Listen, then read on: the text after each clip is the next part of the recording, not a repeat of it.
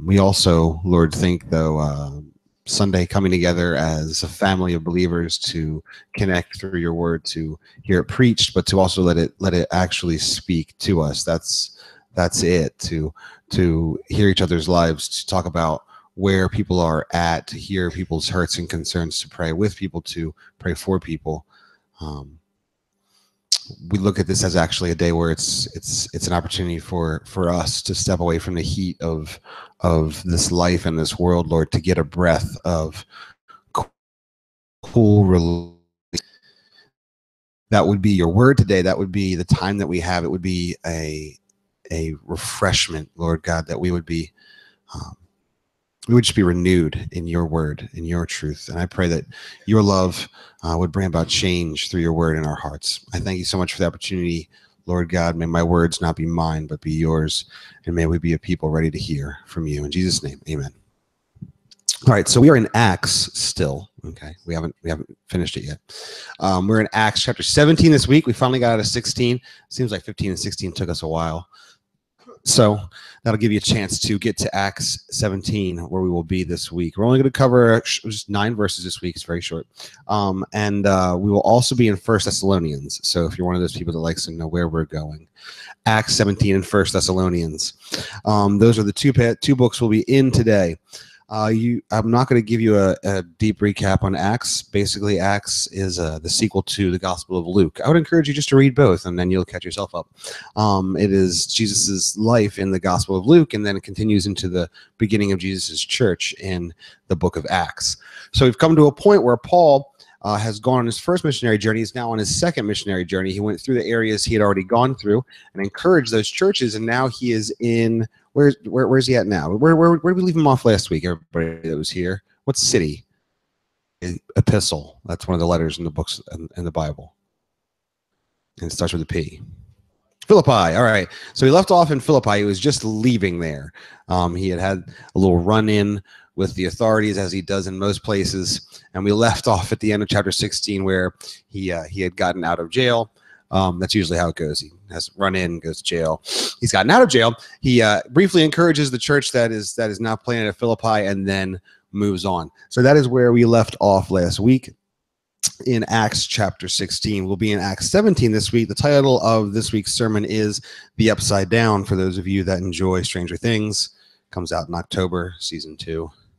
So if you haven't seen Stranger Things on Netflix, if you enjoy slightly intense shows that are more trendy towards, I don't know, classical horror, then you'll really enjoy it. It's actually really good.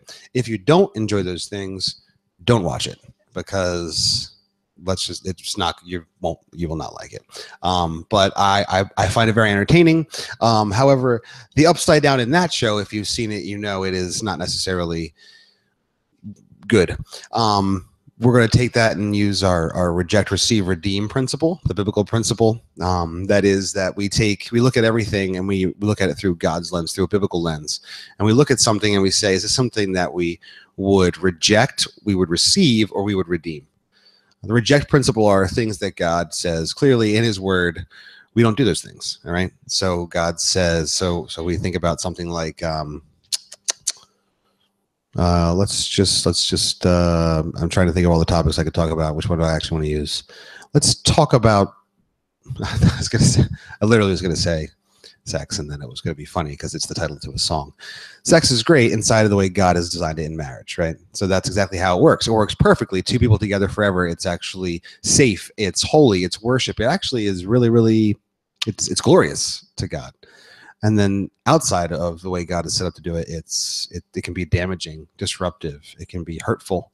It can breed resentment, discontentment. It can breed hatred, and it can breed just a dirty feeling. So there's a way God sets something up to be done, and God doesn't set something up. So everything that he does, the way he says not to do things, we reject. All right. And so you're like, I don't like that person, I'm going to kill them. No, we reject that. God says don't kill. Right. Reject. Receive everything God says to do, right? Do these things. Enjoy these things, right? Particularly think of Ecclesiastes. We should be all about getting together with friends, cooking good food, drinking good drink, because that is what God is. That's the literally in Ecclesiastes says that's the best we can do down here to tap into joy and contentment, have relationships around things that we can enjoy together. That's it.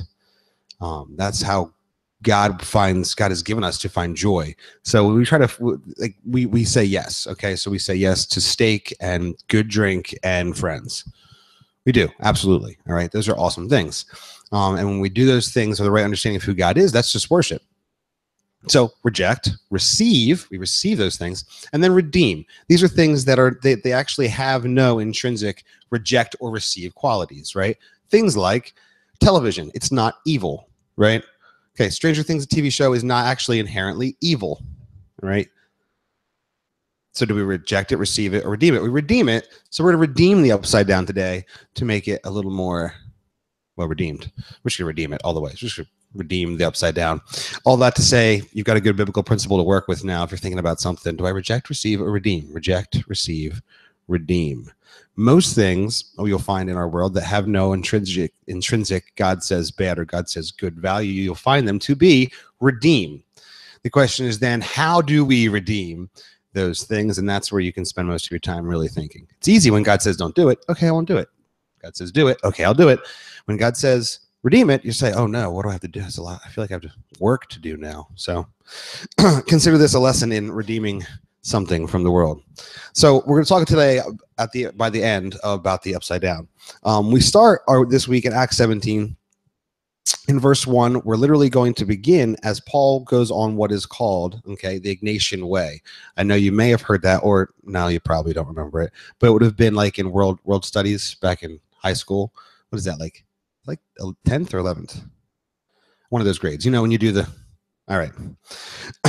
It's a road. Well, let's just read about it. It says this in Acts 17:1. Now, when they had passed through I did this last night so many times, and how am I going to mess it up now? Let's try again. I'm just going to start over. Now, when they had passed through Amphipolis and Apollonia, they came to Thessalonica, where there was a synagogue of Jews. And Paul went in, as was his custom, on 3 Sabbath days. He reasoned with them from the scriptures. I read through too, explaining and proving that it was necessary for Christ to suffer and to rise from the dead, and saying, this Jesus whom I proclaim to you is the Christ. So here's what happens. He leaves. What city was he in? Philippi. He leaves Philippi and he goes along what is called a, which is a road that the Romans had constructed to basically connected all of this like Asia Minor Turkey area back towards Rome and Italy. Okay, it's called the Ignatian Way. So if you throw up the map for me, Liz, I'll give you a rough idea of kind of how it went. It's you have to like imagine you're zoomed in though, right up here. He was in Philippi, okay, and then look. If you can see the dots, there's 2 dots close together. One is Amphipolis and one is Apollonia. It goes Philippi, Amphipolis, Apollonia, and then Thessalonica over here. The Ignatian Way literally goes across this whole area and actually cuts over and across the rest of Greece. So that's where Paul is actually journeying on as he's planting these churches on his second missionary. So he leaves Philippi and he goes to Amphipolis, and then to Apollonia, and then on to Thessalonica. Now, what is interesting is he doesn't stop at either of the 2 A cities. We'll just call them the A cities because they start with A, and that's easier to say. All right. So on his journey from Philippi to Thessalonica, why does he not stop at Amphipolis or Apollonia? You guys research, you know why. No? No. Well, it actually doesn't say why, right? You read the text just like I just did out loud. It doesn't actually say why he doesn't stop there. Probability here, like if we're looking at the scripture and what Paul does, they don't have a synagogue, okay? So unlike Thessalonica, these towns are actually much smaller, all right? Remember, in Philippi. Philippi, he stopped at. Did they have a synagogue at Philippi? No. Remember? No synagogue. He went out to the river. Remember, he taught them at the river because they didn't have a synagogue. But Philippi was a recognized Roman colony, right? It wasn't just another city in a conquered area, right? It didn't have independent rule. It was actually completely Roman. And so it was very important. It was an affluent city. So he stays there and teaches. But these 2 other cities with A's, A, apostrophe S. You know what? We'll just say Apollonia and Amphipolis because A's can be confusing. These 2 cities are smaller. Okay, they're smaller cities. They don't have a synagogue. All right, so he's moving through these cities. It's interesting when you look at the Ignatian Way; they actually fall at really good points. So our next point is that there's 30 miles. All right, that's important, and there's 3 Sabbaths. There's 2 numbers in these first 3 verses. 30 miles is about the distance it would have been from Philippi to Amphipolis. Amphipolis and Apollonia are a little closer, okay, and then it would have been another 30 miles to Thessalonica. So it's like he almost used those cities as waypoints. This is exactly what they were. That's how they built the road. You needed places to stop. You weren't going to be able to. All right, it's almost 100. It was almost 100 miles to go from Philippi to Thessalonica. Do you know what the average speed of a human walking is? Not even close. Try this. Slower. 3.1 miles per hour. According to Google. I don't know how reliable they are. 3.1 miles per hour. Okay. Obviously, Google wants to give a caveat. Depends on terrain, carrying, level of fitness, health. All right. So it's obviously factors in that. Okay. Average 3.1 miles per hour. Let's say they're feeling good. Let's say they're walking a clip of 5. You can see they're still going to need to take breaks. All right. If it did 3 and they did 30 miles a day, that's a 10-hour walking day. Follow? That's a long day. You need cities at different points on the road. So you know you can make it to the city. You come into the city. One, you find shelter, food, and safety. Okay. They're all there together. That's what these cities were set up to do. Obviously smaller. Now, we've talked about this. Paul's modus operandum. He comes into an area, he hits the big cities, the major cities, because from these cities flows out culture, philosophy, technology. These things flow from the centers. They are literally the cultural hubs of the area. So when there's a train of thought in the city, it goes out from the city as merchants come in, sell here, leave. As farmers come in, trade, and then leave. They bring back these pieces of culture. So when he goes into Philippi, he gives the gospel despite there being no synagogue. You know, again, half the people are saved, half the people hate him, right? But that from that, this giant talk goes out because it is all the talk of the city, and the gospel goes forward. In Amphipolis and Apollonia, they're smaller, no synagogue. Now, what he's thinking is Philippi is going to preach the gospel. From Philippi, the gospel will go out. It will then filter to Amphipolis, Apollonia. If you're traveling on the Ignatius Way, if you're trying to get from city to city, it's going to reach these places. The gospel will go forward. But when he gets to Thessalonica, bigger city. It's a bigger city. They got a synagogue. Okay, it said so. Okay, which means there's at least 10 Jewish men, and they're meeting regularly. It's interesting. This is one of those cool biblical places, Thessalonica, that actually is still around. So there's still a city, and you can actually call it Thessalonica. Sometimes they call it Salonika. I don't know. It's the back end of the Thessalonica. It doesn't make any sense. But you can actually, like if you went over to Greece, you're like, hey, I want to go to Thessalonica. They'd be like, oh yeah, it's over there. You know, and then you could go to Thessalonica. It's actually still a major trading port kind of hub city on the Baltic there. It's a big deal. It has 2 major universities. It has the largest student per capita population. It's a big, moving, bustling, cultural, growing kind of city to this day. That's kind of cool when you think about it, that you could go visit Thessalonica.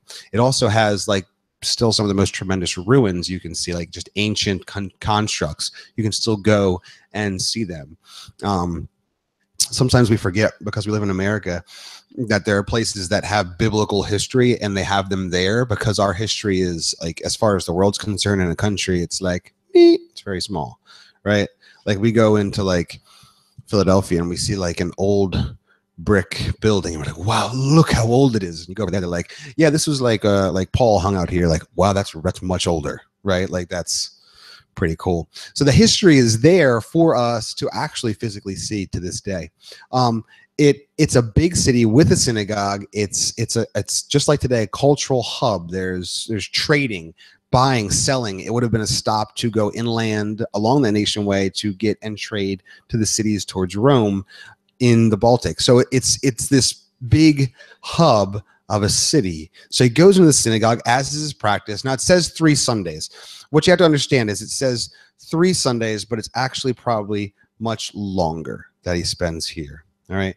What happened probably is he spent 3 Sabbaths in the synagogue. So he went to the Sabbath. He went on the Sabbath. He went to the synagogue for 3 weeks until, right, what happens? Half the people get saved and half the other half of the Jews get really nasty. Then he can't go to the synagogue anymore. And that's why when we read, what's really cool, in the next section of verses, you'll see there are just so many other people that are devout Jews, devout Greeks, leading women. There's so many other people that are going to be affected by this as opposed to the Sabbath, so as opposed to just the Jews. In Philippians 4:15, you know what, we can read these things. Here's what's cool. Philippi, right? So connect all the biblical dots, okay? All the biblical dots. He's in Thessalonica now. Here's how you can know that he spent more than just 3 Sabbaths. That would be 3 weeks, just 3 Sabbaths, right? In Philippians, now that would be the book, the epistle, the letter that Paul wrote to the church of Philippi. Here's what he says. So Philippians 4:15 and 16. I totally forgot I was going to Philippians, so I didn't mark it in my Bible. So it's okay. So you can go there too if you want to. You have plenty of time. All right, but now I'm there, so you can just listen if you want. Philippians 4:15 and 16, it says this, and you, Philippians, yourselves know that in the beginning of the gospel, when I left Macedonia, no church entered into partnership with me in giving and receiving except you only. Ready? Even in Thessalonica, that's where we are now, you sent me help for my needs once and again. So he has received, while he's in Thessalonica, 2 separate gifts of goods and money from the church at Philippi. They literally send Paul 2 separate gifts, right, to help fund what he is doing. Okay, if you need 2 separate gifts, you're staying in that place for a while. Now, not only do you think, all right, so what did they send him? Let's say they sent him a month's worth of stuff twice. That's 2 months. Not just that though, because it's more. It's more than that. Because it's not just the gifts that he has, it's something else. 1 Thessalonians 2:9, which I did say we will be in Thessalonians, so I actually do have that marked, says this. Let me get there. This is why I use paper Bible, so you have plenty of time to always check me out if you want to, because your electronic version should be like click, click, click. 1 Thessalonians 2:9 says this, for they themselves report, that's what's 1:9, which we'll be in later. I apologize. 2:9 says this, for you remember, brothers, our labor and toil. We worked night and day, that we might not be a burden to any of you while we proclaimed to you the gospel of God. What does he mean, night and day? What does he mean? Okay, that was 1 Thessalonians chapter 2, verse 9. 1 Thessalonians was the letter he wrote to the church at Thessalonica, which is the church that he's planning right now. He wrote to them that, remember, right, that we worked so that it wouldn't be a burden to you. We worked night and day so that it wouldn't be a burden to the gospel going forth. What does Paul mean? He had a job. He was literally working, right, to support himself. And on top of that, he gets support from the church at Philippi as well while he's at Thessalonians. So I want you to know, he's in Thessalonica, where the Thessalonians live. He's in Thessalonica a while, a good long while. It's also important, I just want to say men. That's why I put men there. So you could actually look at that verse and hear it and remember it for a second. Day and night he worked. It's just a reminder. All ladies are like, how come you're reminding the men? Because ladies, for some reason, you multitask and you just do stuff. Like you can do it all the time. We as men, we're great at doing one thing. And when that one thing's done, we're like, I'm done. Time to shut down, right? No, come on, right, guys? Like, task complete, right? Wait, maybe you have a list of tasks and you get 3 of them done. You're like, whoa, that's way too many off of this list. That's a good day, okay? You go to work in the morning, you come home, you're like, I have worked all day. Now it is time to not what? Work. I don't have to work now, right? No, work day and night. So that means, practically speaking, right? right? Whether you're married or single, you can do this. Is Paul married at this point? I'm not saying is Paul ever married. I'm saying at this point, is Paul bringing his wife around to all these missionary journeys? No, right? What's highly possible is that Paul was married, and that once he got saved, his wife was like, oh, you're not getting all the nice Jewish benefits anymore? I'm out. It's very likely what happened. Okay. Remember, Paul was a Pharisee of Pharisees. He was moving up quickly in the political ranks of the Jewish church, right? Once, if you marry that person, it's probably something that you might be attached to if you're also a Jewish woman. And once you lose that, it's like, wait, do I want to go full Messiah here with this guy? I don't think so. I don't know what he's talking about. He used to be a real breadwinner. Now I don't know. He is not the trophy husband anymore. I'm done with him, right? So it's like, you follow me? I'm not saying that has to be what happened, but very probably, because you had to be married to be a Pharisee. Did you know that? It's kind of interesting. To be in the Pharisees, you had to also have a wife and be a man with a wife. So anyway, interesting thought. Not married right now. So this means he is, follow me, he is a single guy, okay? And he works his job, and then at night, what's he doing? What's he doing? He's literally working day and night. So at night, what is Paul doing? He's preaching and teaching, right? If he's not preaching and teaching, what are some other things you think he's doing? Working, all right. Right, because we just working day and night. What are some other things that you would think that are a part of his ministry job that he might be doing? Maybe he's not teaching and preaching. Maybe he's just listening. Maybe he's engaging in the cultural spots, right? Maybe he goes and catches a, Greek tragedy, right? We're in Greece, right? So maybe he goes and gets a little play. Maybe he hears some philosophers. He starts talking with them a little bit. He's in the marketplace understanding how the culture is working, right? So that when he preaches, when he evangelizes, he's being more effective. He's going into the churches. He's going into houses, right? Particularly, he hung out with this dude named Jason. He's later in the passage. You'll see he hangs out with Jason in Thessalonica, right? He's in his home. So Paul didn't stop working until he went to sleep. And when he went to sleep very tired, and it's very good for men to go to sleep very tired. All right? So, dudes, go to sleep tired because you worked and then worked again. If you're married, when you come home, you understand that work is definitely not done. Amen. Okay, so you come home and you need to love your wife. And if you have children, then you need to love your children. And if you have a house, then you need to fix the house for your wife and children. And if you have a house that is land, you need to maintain the land for your wife and children for the house that they live in. And if you follow me, it can be never ending. Now, at times it can be very overwhelming. That's why it's also very important to understand Sabbath rest. So I'm not saying kill yourselves. Please don't work till you die. That's not the point. But you will work till you die. Okay. Single guys, if you can, I want you to understand this. This is a weird thing. I know it's going to sound weird. I know you're busy. So let me not downplay the fact that you don't have things to do. You do. The hard part is you also easily have the time to not have things to do. That's the hard balance. So to be a single man in the church, it is very easy to be very busy. But if you would like to understand the gospel, but yet not actually be busy, it's also very easy, right, to be not busy. You can be almost as busy as you want. The question is, are you as busy as God wants? That's the question you have to ask yourself. So, all right, husbands, single dudes of all ages, are you as busy as God wants you to be? What does God want for you to do? What about your time? Whose time is it? What about your stuff? Whose stuff is it? That's the question. So he worked day and night in Thessalonica preaching the gospel. When you start a small business in an area, no matter what it is, you don't just start it for a couple of weeks and move on. Paul is in Thessalonica, and he is working, and he is receiving funds from other churches, literally, so that the gospel can go forward in Thessalonica. So while it says 3 Sabbaths, don't be like, oh, so it was just a 3-week tour in Thessalonica, and then he moved on. No, it was 3 weeks in the temple until they probably got pissed enough it wasn't working out. They had to leave.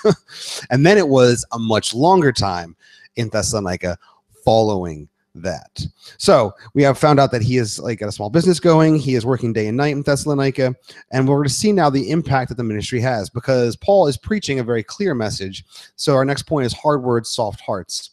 In one verse, we get this giant just connection point of all the things that people that are hearing the responses. It says this in verse 4, and some of them were persuaded and joined Paul and Silas, as did a great many of the devout Greeks, and not a few of the leading women. So this is just some interesting phrases here. It's like, oh, some of them were persuaded. So he goes to the synagogue, and some of them are persuaded because he's opening the scriptures. He's saying this is who Jesus is. Jesus was the Messiah. And then the big kicker, this is the thing that really is important. He had said, and this is the Jesus who also resurrected from the dead. It is literally the hinge pin on what we believe, that Jesus has died and rose again. If Jesus does not rise again, all that we believe is nice, I guess, but it has no power. It has no reality. It's in many ways it would border on pointlessness. Jesus was God and man, and so he lived a life that we cannot live, that is one without sin. And so sin, the wage of sin is death. Well, Jesus was killed physically, but he could not possibly actually stay dead because he had no sin. Death only comes because you have sin. When he has no sin, he cannot be dead. So he rises again. The only reason he actually physically died at all was because he actually took on a sin of the world. And because he took the sin of the world on a sinless man, he rose again because he indeed was sinless. And that conquers the power of sin in anyone who receives his gifts. Anyone who receives his gift of salvation. Anyone. Because he has conquered sin and death for them. Not that they can or we can at all. All right. He is preaching that to the people. Now, here's what happens. Some of the Jews believe, oh, okay, we see what you're saying there. I like the way you reasoned that in the scripture. We believe. The other Jews don't. Kick him out of the synagogue. So then he's going to his town. He's going to homes. He's going to cultural centers. He's preaching. And it actually says that there are devout Greeks. This is the same concept we've heard of Lydia, of Cornelius. These are Greeks who are not Jews, but they are really understanding this monotheistic culture, and they really appreciate this God, right, who is long-suffering. Kindness is poured out upon the world, that he is gracious and loving, and that he wants his people to be I'm losing the word, holy, like he is holy. And they're moving towards this God. As they hear the gospel preached, they respond to the gospel. It is the connection to them, right?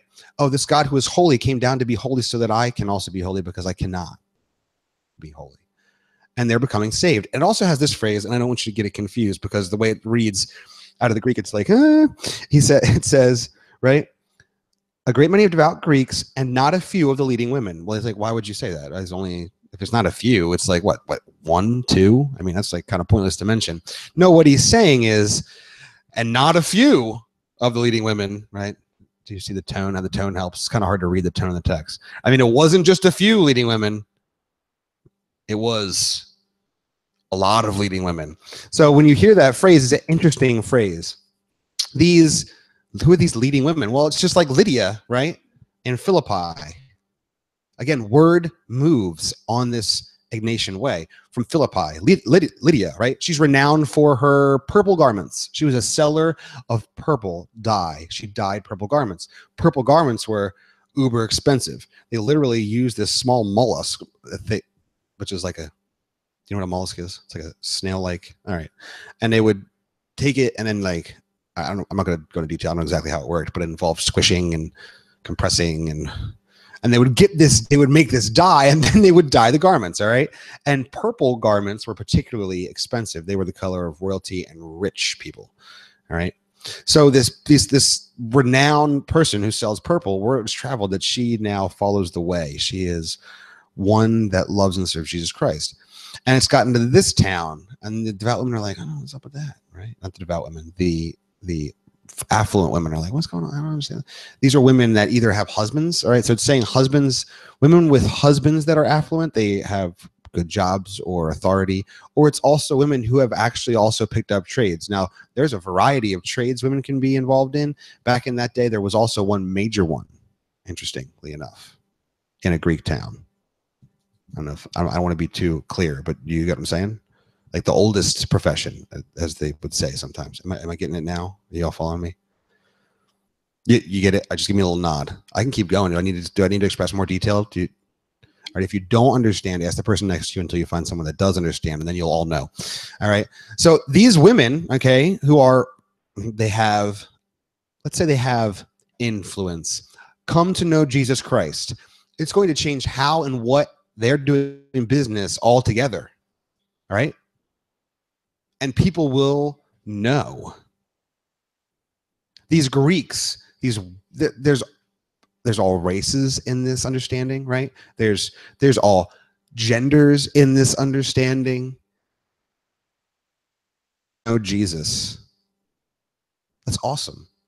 And the truth of the word, just understand this, when you are going to, when you, all right, if you can think of someone that you want to know Jesus, like you want them to feel his saving work, understand it comes out hard. What you're going to have to say to them is not something any of us wants to hear.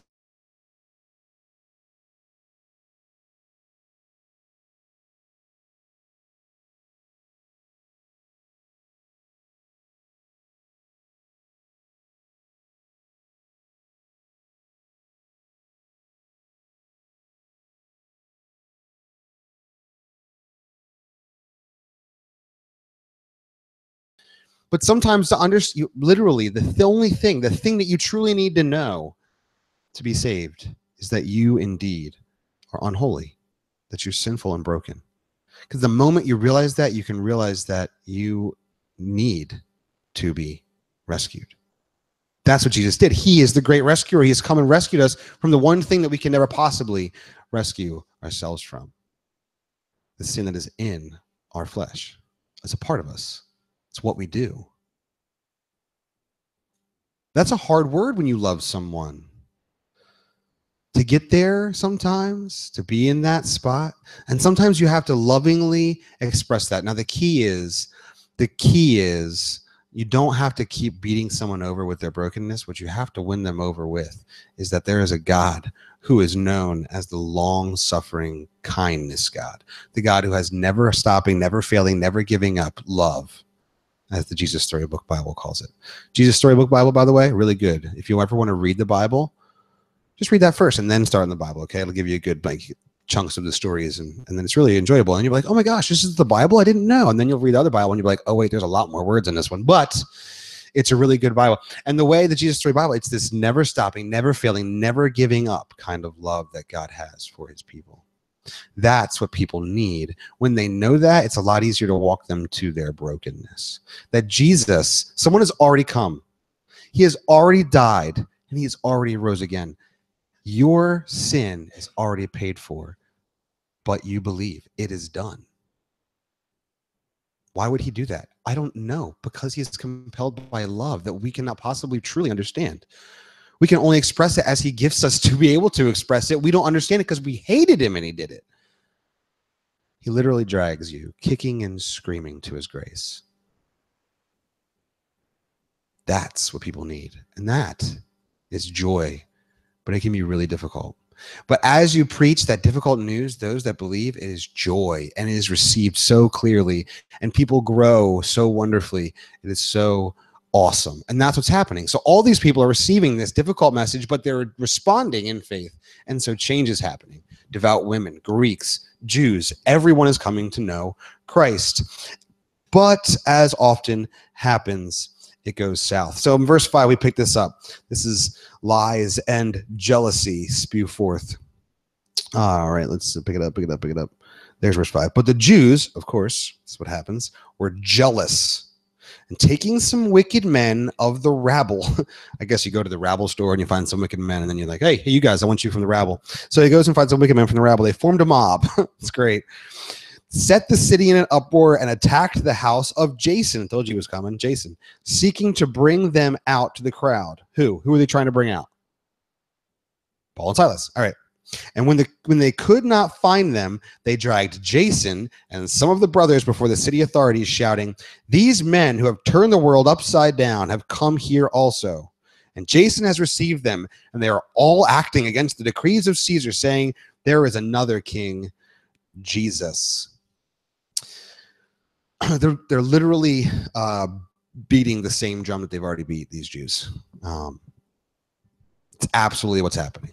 So they get jealous. They actually go and find wicked men. Like the Jews were like, all right, look, we got to go get some, mercs and some just evil thieves, and they go to the rabble, all right, and they get some wicked men, and then they make a mob, and they take the mob all the way to the town council, and they tell the town council, right, this is not now Thessalonica, not like Philippi. Philippi was a Roman colony, so it had Roman governance. Thessalonica has its own, has territorial oversight from places like Philippi, but it has its own town council, right? Like magistrates that are running it inside the town. They take them to the town council, right? And they have this big mob that they've literally riled people up to form a mob. All right, so we've only ever seen mobs really on TV. Has anyone been in a mob? All right, so yes. All right, and thank you for caring for people inside the mob. All right, so if you've been in the army or in law enforcement, you may have been inside of a mob. All right, when you're in a mob, by the way, if you're like, I don't know, have I ever been in a mob? You would know, one, okay? And the other thing you wouldn't know is you may not know exactly why you're in the mob, all right? Why am I a part of this mob of people? Like, you know, but when you're in the mob, you never stop to think, why am I in this mob of people? You're always just like whatever's like, all right, that's what happens with the mob. So they form this mob, they take it to the council, and that's where like the council's like, what are all these people doing here, right? And that's when you get the opportunity for the heads, the talking heads, to stand up. The Jews that were jealous, that started all this, right? Stand up and say, there are these men, right? And then what do they say? They have turned the world upside down. They're very dramatic, these Jews, right? These Jewish men are very dramatic, right? Right? They want us to do everything Caesar has said not to do. Everything. In fact, they say there is another king we should follow. His name is Jesus. That's their message. It's exactly the same message at Jesus' trial, right? It's the exact same. Luke, all right, Luke chapter 23, verse 2 says this. Matthew, Mark, Luke. All right. You're gonna let me. I know you're there already. So Luke, there we go. There we go. Wait for it. You gotta believe me. You gotta believe me. Got it. All right, it says this. And they began to accuse him, saying, we found this man doing what? Misleading our nation and forbidding us to give tribute to Caesar, and saying that he himself is Christ, a king. It's the same message they have to accuse Jesus before the authorities. They have nothing new, but they're going to play out on this Roman kingship, this Roman authority, to try to scare and affect pain and suffering on those that are pushing Jesus, Messiah, Savior. Literally, all Paul and Silas do is come into an area and say, we know who can save you from everything that is broken in your life. That's what Paul and Silas do. This Jesus has come and has died and has risen for you. That's what they say on repeat wherever they go. They listen to the culture. They try to work it in to understand. They bring out the things from the culture that tie in, right? Reject, receive, redeem. They redeem a lot of the points of culture and they give the gospel. That's all they do. And the Jews get jealous because they carry Jews into believing in the Messiah. That takes the authority away from those that are in power inside of the synagogue, inside of the Jewish construct of religion that they have made, far from the relationship God intended to have with his people. So they get jealous, and then they start to lie, and they start to accuse them of the same thing they accuse Jesus. They want to follow a different king. They are taking away from Caesar. And now, whether you're a Roman colony or not, you don't want to offend Caesar, okay? Because the Caesar and Rome are over you ultimately. They're over everything. I mean, they could have literally like, they could have 1,000 troops at your city in a day, like all of them there, showing up by the hundreds, right? Here's 100, there's 100, everywhere 100 Roman soldiers. That's what happened. So you don't want to offend Caesar. You want to, and as they're listening, right? They're like, oh my gosh, we gotta do something about this. We gotta do. Now again, word travels. Philippi. What did the authorities in Philippi find out about Paul and Silas? What kind of citizens were they?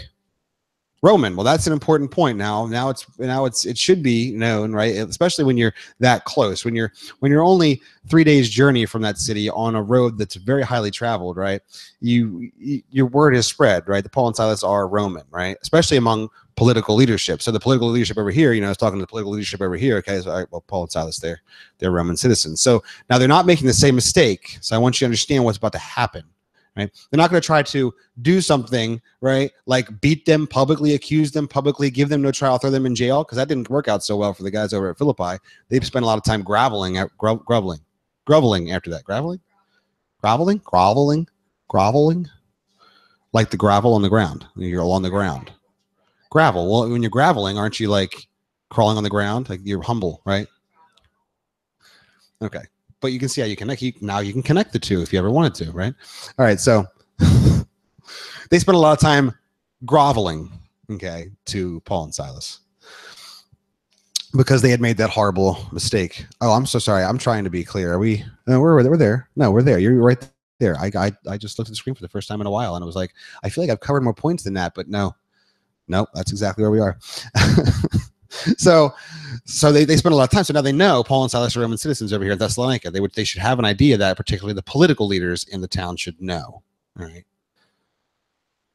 So they go looking for Paul and Silas. We have to find these guys. Okay. Now, what are they going to do with them though? Well, they're not going to do what they did in Philippi. Right. But there's a mob.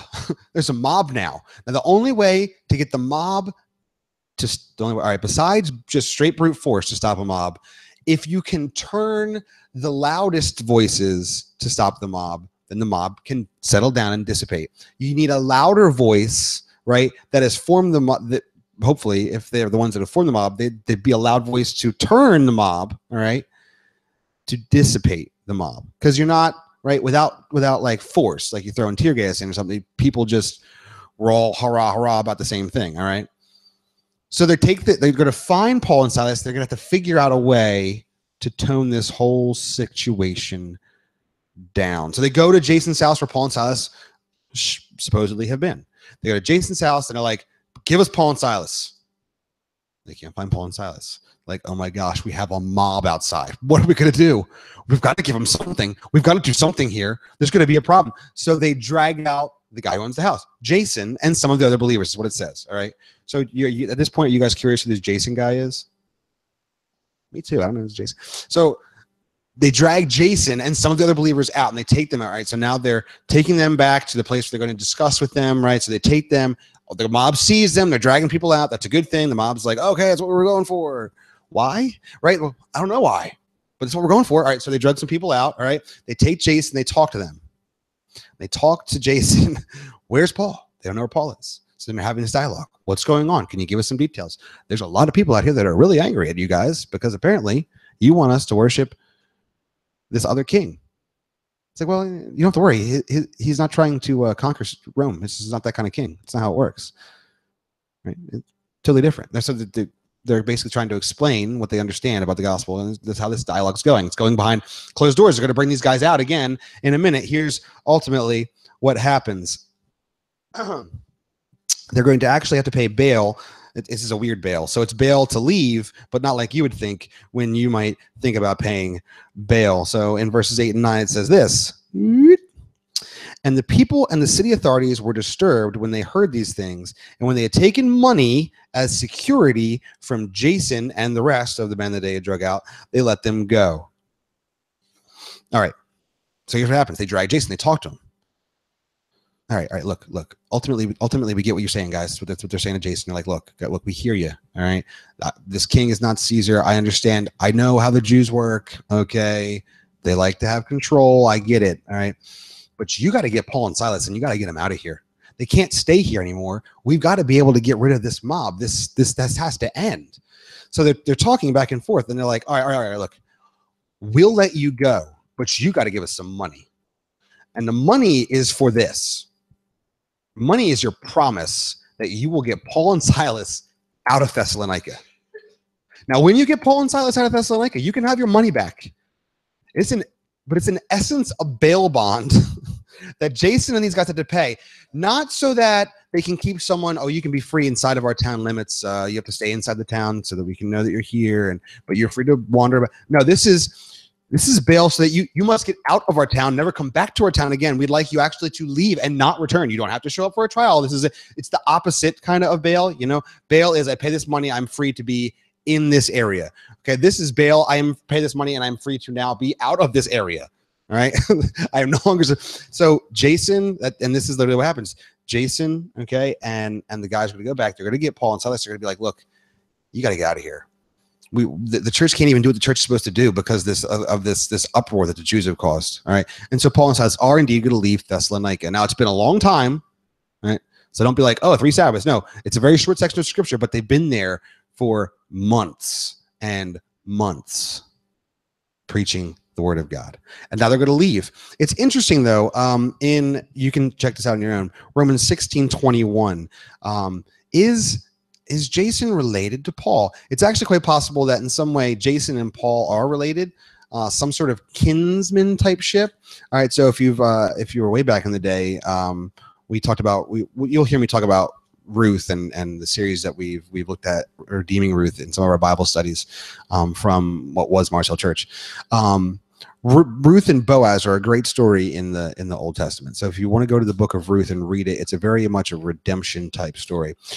In that story, you'll come to a point where it actually talks about Boaz being what is called a kinsman redeemer. That is that as a kinsman, he is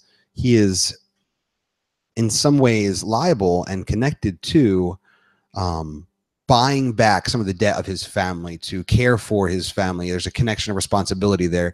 It's almost really interesting in this way that Jason, who has this deep connection with Paul, very possibly may be related to Paul, pays the debt for Paul, right? This bail bond, so that they can go and find Paul and actually get him out of the city.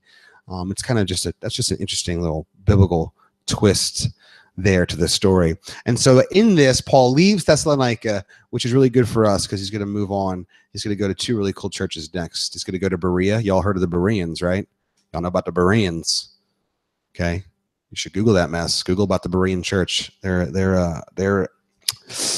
thinkers, the Bereans. And then he's going to move on to the Areopagus, which is another awesome place, which you'll be really excited about coming up. But he leaves behind this church that is planted in Thessalonica. My last point, and this will move us right into our respond time, is this point. We need not say anything. 1 Thessalonians 1:8. I know, we're going back to Thessalonians because he's planted the church in Thessalonica, and this book is written to the church in Thessalonica. 1 Thessalonians 1:8 says this: "For not only has the word of the Lord sounded forth from you in Macedonia and Achaia, but your faith in God has gone forth everywhere, so that we need not say anything." The church in Thessalonica, when Paul consistently speaks to them in 1 Thessalonians and 2 Thessalonians, is a church that preaches the gospel, that gives the story and grace of redemption through Jesus Christ. That is what the church does. So much so that Paul says, the gospel has gone forth from your church so much that we need not say anything when we come to a place. The gospel is there because it has come through what you have said and done. The church in Thessalonica gets planted deep with Paul's there. It is a deep church that understands giving the gospel. And the whole area hears the gospel because of the gospel planted in Thessalonica. And it's even connected back to Philippi because it's funded right by Philippi. Philippi sends money to keep Paul going at Thessalonica. The church gets deep, and from there the gospel goes out from Thessalonica.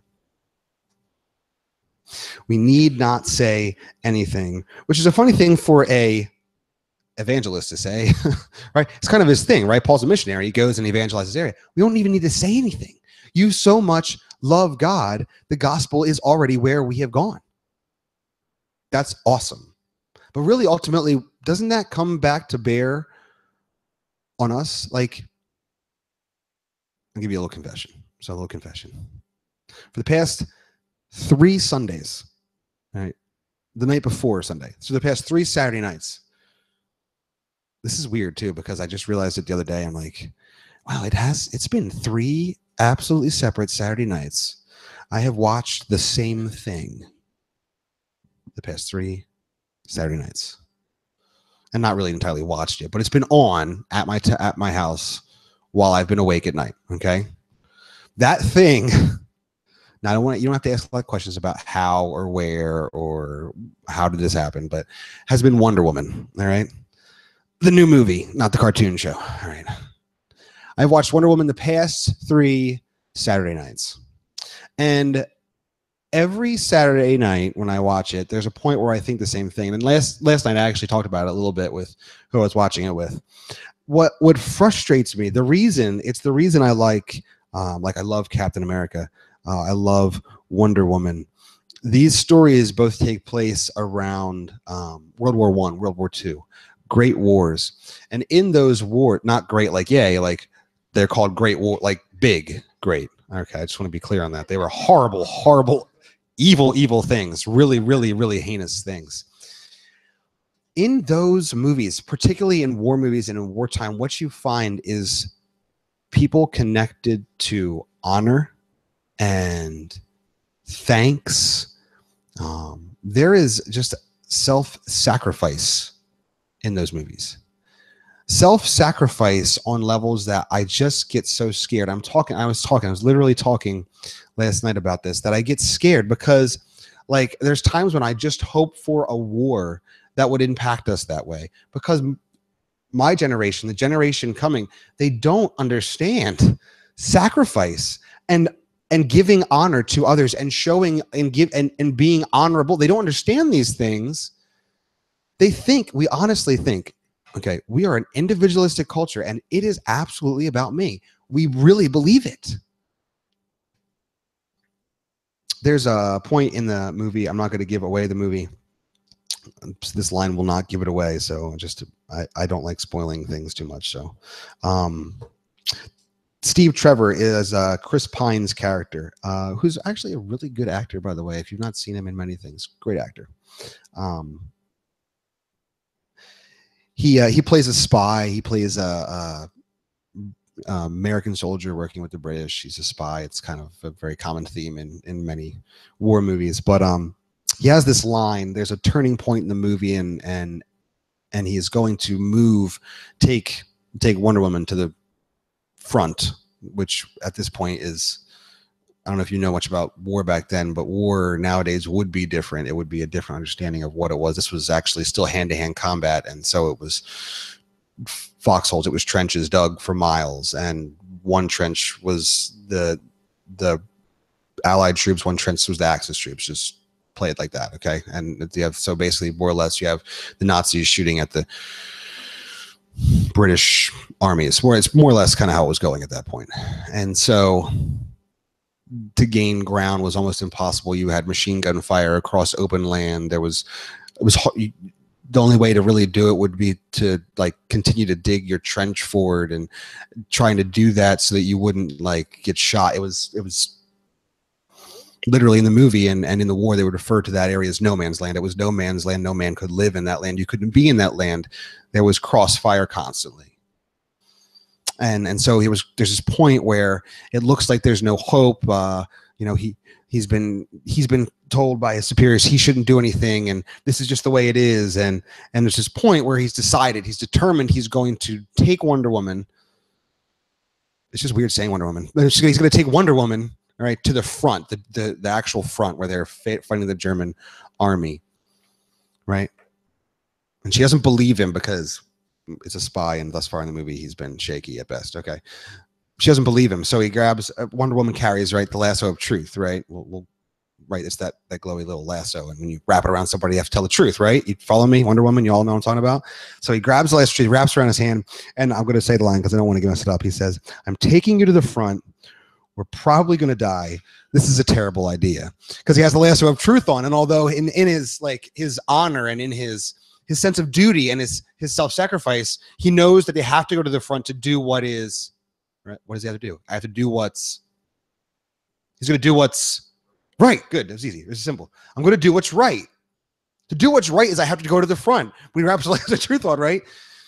Right. We're probably going to die. This is a horrible idea, but it's what I have to do. That's the thing that I don't think my generation, the next generation, I don't think we're connected to.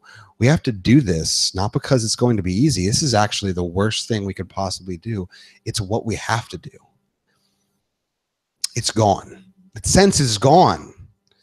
And you like to even sit there for a second and hope for a war so that might be taught. It's just horrible. It's just, how horrible does that sound? Doesn't that sound twisted and warped? And then I move away from that and think about how can we get there some other way. Do you realize there's a whole subculture, right, that does this, that they breed this through war and religion? Like, it hasn't been that long since September 1st. That's not right. September 11th. You saw me mess that up. Jeez. September 11th. I just did 911 in my head, and I said, September 1st doesn't make 911. It makes 9/1. September 11th. Oh, my gosh. It hasn't been that long. Terrorism. All right. Do you understand that literally the subculture, right, in some religions to raise radical terrorists is to wage war, physical war that is a spiritual war, and so it's so mind-blowing. There is a sense of self-sacrifice and honor bred into radical religious action. It's bred into it. It's taught. It's literally that drum is beaten into them. And what they're doing it for is hopeless. And it doesn't matter. It does not. I'm not just saying it's like some sort of Muslim thing, that they're not the only ones that have the market cornered, right, on hyper religious zealousness, right? There are definitely, them, like some ridiculously crazy people that say they believe in Jesus that have that market pretty cornered themselves. All right. And there's just some really crazy, there's crazy Buddhists. There's this, when you're a part of it, it's so driven into you, and it's over such hopeless things like behaviorism or following a God that is capricious, so you have to sway his whim. Like, it's hard. It's all right. And so I say that to say this: where is our honor? Where is our understanding of self-sacrifice? The church of Thessalonica so pushed the gospel of Jesus Christ that Paul in that area would go preach the gospel, and he'd be like, oh, yeah, no, we heard this before. No, yeah. Yep, we heard that. This guy came from, he was totally selling, what was he selling? Right. Dates. Not like a day, but like the fruit. Okay, you follow me. He brought them in, and he was from Thessalonica, and he actually told us he's told us everything he did. I mean, you have great arguments, good points, Paul. Thanks a lot. We really appreciate it. I mean, we didn't think of it that way, but he did a really good job. Because the gospel was a part of them, self-sacrifice was all they could do. Suddenly, right, if you read in other places, you'll see that he talks to the church in Thessalonica, church that has suffered, a church that has gone through the same struggles as the church of Judea, where initially back in Jerusalem, where the church was really persecuted initially. You've suffered like them, yet the gospel has gone forward from you. You keep pushing with the gospel. All right, family, we need to connect this dot. I love Jesus, right? With my life is only about giving it for him. I don't want to do some sort of weird, I want to appeal to your emotions, right? I think you should all go out and read the book Radical, okay? And you should probably think about how your entire life is a giant waste. And if you don't fix it and actually really sell everything and go to, I'm not going to say the certain country I always say, you could sell everything and go to Saudi Arabia or Asia. See, I didn't say the same country as I always say. I'm not going to do that. I don't want to do that. I want you to understand you are in a place that God has put you right now. You are in that place right there. You need to be radical with your life. You do. So that when someone goes to tell someone about Jesus, they're like, you know what? I have this really great friend, and they really love me, and they've told me all that stuff. I'm still working through it. I don't quite know. They sound a little crazy, but I already got that. I've already heard that.